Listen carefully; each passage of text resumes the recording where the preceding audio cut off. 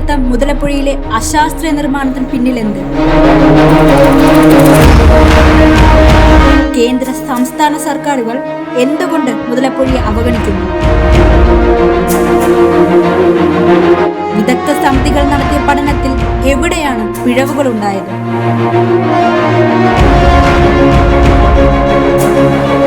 മത്സ്യത്തൊഴിലാളികൾ മരിച്ചു വീഴുന്ന ഈ ദുരന്ത ഭൂമിയിൽ ഇനി എന്നാണ് ഇതിനൊരു അറുതി ഉണ്ടാവുന്നത്?